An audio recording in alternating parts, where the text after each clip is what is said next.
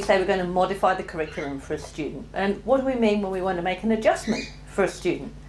It's really unclear if you start going to Google and looking up modifying the curriculum or adjusting the curriculum. In America, they use the word accommodations. A lot of that I found was really overlapping and very unclear as to what we actually mean here in Australia. So let's go step by step. So if we adjust the curriculum, we might have a student, for example, with dyslexia.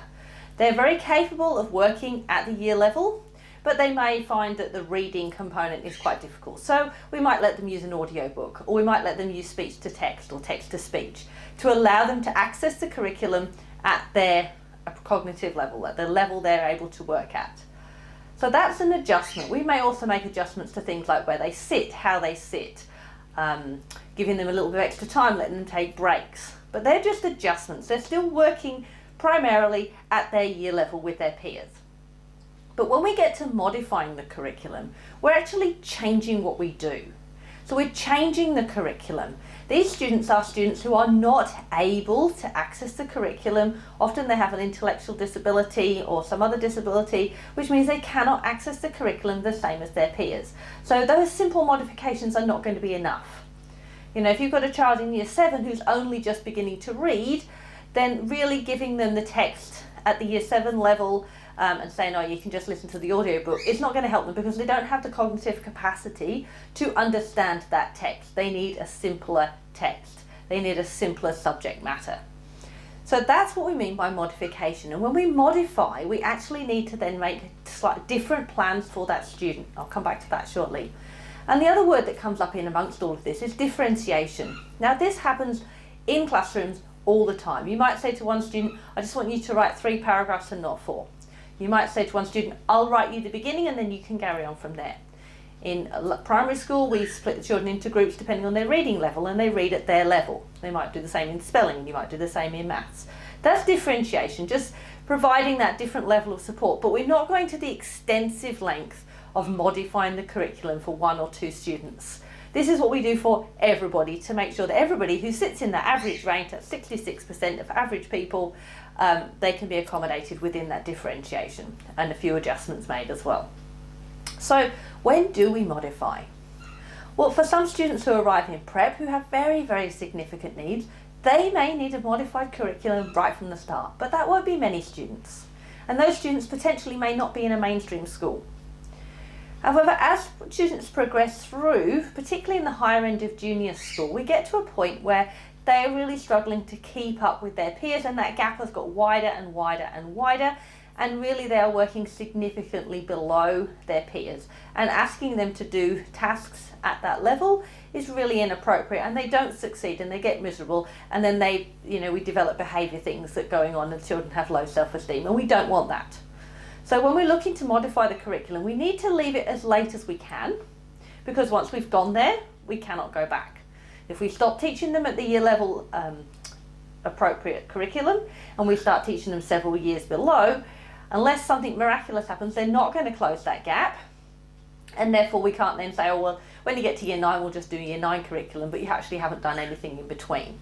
So once we've made that decision, it's really important then that has to follow through. So it needs to be a very carefully made decision with all the team players involved, so whether that's learning support, parents, class teachers, subject specialist teachers, and it may not need to happen for every subject. For some students, they can go and just be immersed in that subject. I have a student who goes to Chinese, loves it, and he's just immersed in that subject. They don't assess him, they don't expect any particular work from him, but he loves going and he loves being there. Okay, but it's not an accessible subject for him. It's just a subject that he does and he enjoys, and that's important. Children need to enjoy being at school. And he has some oral words that he can use, and he feels successful. So when we get to the point of, okay, we really do need to modify for this student, how do we go about doing that? Well, we need to look at the content we're teaching them. Is there something in the content descriptors from the national curriculum that we can work on that's several years or wherever they are below their peers, but we can then link it to what their peers are doing? So if I'm thinking maybe we're teaching ancient Egypt, they may be learning all about ancient Egypt at year 9 level, but what could we be doing at a year 2 level for this student? What things could they be reading, finding out about, watching videos about that are appropriate to them and their developmental level? And that's important about knowing where their abilities are. And this may not be simple. Particularly I find in maths and literacy that some students will have real strengths in some areas and terrible weaknesses in other areas. And then you're trying to match up to make a curriculum for them personally, an individualized program that addresses here, but knows that this is a strength and we can work a little bit up here and we need to work a little bit down here. So some diagnostic assessment from a specialist is really helpful. So a specialist teacher or somebody specialist within that subject may be able to untangle where that student is. And we need to relate these to the achievement standards of the national curriculum. These need to go on their students' plans, on their modified plans. So that may be a mishmash.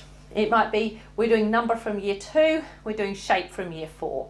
We're doing reading from year 1, but we're doing writing from prep. It may not be all from the same one, and that's quite difficult to untangle, and somebody needs to take the time to do that and then to review that regularly as the student progresses. So we need to link to the ACARA standards, and we can also link to the general capabilities and the cross-curricular priorities, because those ones also help us to work out what's important for these children in order for them to be successful adults. So if I'm going to make a plan for a student who I'm going to put on a modified program, so I've done my history plan, for example, for everybody, but for the modified student I'm going to have to write a separate plan, which is why this is something you don't take on lightly, because it means extra work for somebody to create that plan for that student. So yes, you need to look at the achievement standards, as I've just said. You need to think about what the ongoing adjustments are for that student. There may be things you just do every day because it's part of what they are. When they come, they need a special seat. When they come, they need to sit in a special place. You might need to send them out to take a break every 20 minutes. So those sorts of things are just those adjustments that we make so the student can be successful and functional in the classroom. But then when we're looking at modifications, that's our pre-planned different program for that child. So they're going to be doing something different. If you can make it tie up to what the rest of the class is doing, that makes it easier, and you can then teach that part of the mainstream classroom, and that's the best practice for this to happen. So we need to have pre-planned activities for those students at that lower level. We then, as teachers always do, discover that that was too hard, that was too easy, we needed to change it. And those plans need to be annotated onto your plan. And then at the end of your unit, you need to just sit back and think, okay, so I thought we were working at this level, that was spot on. I thought we were working at this level, no, I was way off, we were too high or too low. So now for the next module, I'm going to up the level and we're going to look at what they need to do in the next year level above or the next step in that sequence of learning. So that's really important that you reflect, because that then informs what you do in the next cycle of planning. So and then we need to assess. Now if we've got a student on a modified program, we're not going to give them the same assessment as the rest of the class, because why would you? You haven't taught them or expected them to learn what the rest of the class are learning, so then why would you give them the same assessment? So they need an assessment. It doesn't need to necessarily be a massive long written assignment. That would be completely inappropriate for many children who are having difficulties. I would be thinking that we've got some simple questions that are true or false, that are multiple choice, that they can go back and check in their book perhaps for for the answers, that we're teaching them to be independent and teach them to find out what they know. It may be you do an oral exam with them and you just say to them, you read the questions, tell me what you know about this. That may be the most appropriate way. If your student's tech savvy, you might be able to do that using technology. I know in OneNote you can write the question, the student can have it read to them within OneNote, they can then record an audio file, put it next to the question, and the teacher can mark that later. So there's ways around the workload for teachers in order to make this successful for students. So I hope this has clarified what we mean by modification. Modification is where we change the playing field. We change the game for this student. Whereas when we're looking at adjustments, we're thinking about how can we level the playing field? How can we make it, what can we do to make it so that they can access the curriculum at the same level as their peers? But when we're modifying, we're changing the game. We're working on something potentially completely different for this student. And what they need to do in that modified program is also link to their IEP goals, which should have been written, and that's part of what everybody's working towards. So if you're working on potentially number or time, how can you link that into your module as part of that modified program?